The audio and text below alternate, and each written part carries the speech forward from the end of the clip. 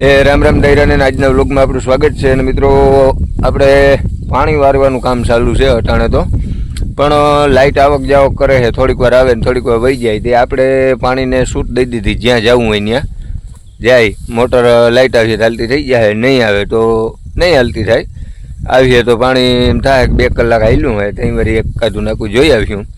અને તહુંથી આપણે ભેહું સારી લઈ, જ્યાં ભેહું સરે છે અને હેઠે ઊભા છે. અને એક બીજી વાત કરવાની છે તમને, તો એ પહેલાં ચેનલને સબસ્ક્રાઈબ કરી લેજો અને વિડીયો શેર કરી દેજો, અને ગમે તો લાઈક અને કમેન્ટ કરજો. એટલા બધા માલ છે ને, સારવા છોડીએ ને તો એમ થાય કે આ ના જોઈ, દૂધ ભરવા જઈએ ને તો એમ થાય કે ના ભીહુંમાં તો બધું સારું છે. પાછું ખાંડ લેવા જઈએ ને તો એમ થાય કે ઓહ આ ના જોઈ, પણ ઉનાળામાં જઈ ખાતર ભરતા હોય તો અહીં હો ટોલિયું ખાતર થાય ને તો એમ થાય કે આ તો જોઈ. ને એક મેન ખાસ વાત તો એ કે ભાદરવાનો તડકો હોય ને એમાં એક કહેવત છે, ભાદરવાના તડકામાં છેતરિયા બાવા થઈ ગયા. તો હકીકત અમુક ટાઈમે એવો તડકો પડે ને કે ઉનાળાનું ટેમ્પરેચર હોય ને એમાં લૂ પડે, આમાં ખાલી લૂ ના પડતી હોય એટલે જ ફેર. તો ખોપરા ફાડી નાખે ને એવો તડકો પડે. 1 કલાક ખેતરમાં તમારે ખાલી કામ કરવું હોય ને તો એમ થઈ જાય કે ભાદરવાના તડકામાં જે બાવા થયા ને છેતરિયા, એની સહી નિર્ણય લીધો છે, એવો તડકો પડતો હોય. અને એવા તડકામાં આપણે પાણી વારવું ને દવા છાંટવી ને, જો કે પાણી વારવું હોય ને તો એમાં એક ધ્યાન રાખવું પડે, કારણ કે એવડો તડકો હોય ને તો જીવજાતને મગફળીમાં કપાસમાં એમાં બહુ રખડતા હોય, એ ધ્યાન રાખવું પડે. અને દવા છાંટતા હોય તો દવામાં એક ધ્યાન એ રાખવું પડે, કારણ કે તમે દવા છાંટો એટલે થોડીક ગરમી વરે અને પરસેવો વરે એના હિસાબે એમાં જે પાણીમાં ભળે ને જે દવાનો ગેસ અને દવા, એનાથી પણ એક સાઈડની અસર થાય.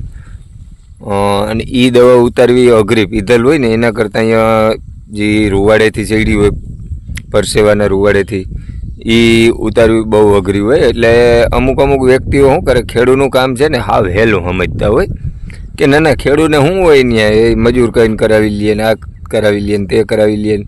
પણ ખરેખર તો જે ખેડૂત હોય છે ને એને જ ખબર હોય કે આ બધી 3 ઋતુમાં એડજસ્ટ થઈ અને કામ કેવી રીતે કરવું.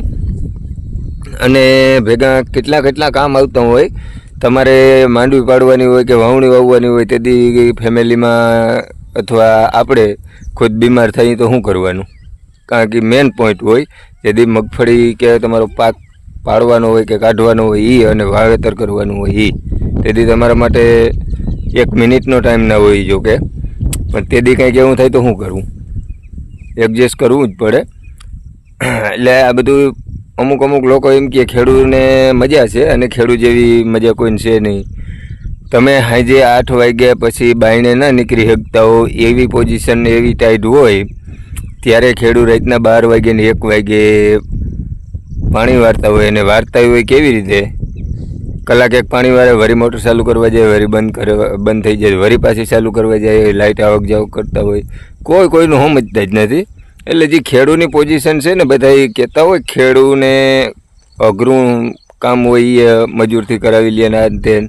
પણ મારા વાલા મજૂર પહેલાં ગોતો હતા ખરી અઘરા કામ માટે. એ મજૂરની કન્ડિશન કેવી હોય એ તમને થોડી ખબર હોય.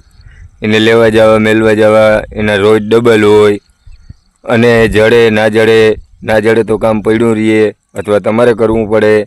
અને પડ્યું રહેતું હોય તો એ કામ વધારે પાછું કામ માગતું હોય. બહુ અઘરી પોઝિશન છે ખેડૂત માટે, કોઈને કાંઈ ખબર જ નથી પડતી. ખાલી એટલું કહેવાનું રહીએ, ઓહ ખેડૂતને તો હું ત્યાં જલસા હોય, 12 માય રખડતા હોય. 5 મોટર પાણી ભેગું વારવાનું હોય ગાડી લઈને, એમ કે ગાડી લઈને પાણી વારવાનું હોય. કાકા 5 મોટરનું જોવું તો ખરી ને, તમારે ધ્યાન તો આપવું કે નહીં. બહુ અઘરું છે મિત્રો, શેર કરજો. એટલે બીજા જે સિટીવાળાને અમુક કહેતા હોય ને ખેડૂતનું કામ હેલું હે, 1-2 વાર ખેતી કરે ને તો ખબર પડે ખેડૂતનું કામ હેલું હે કે અઘરું હે. કમેન્ટ જરૂર કરજો.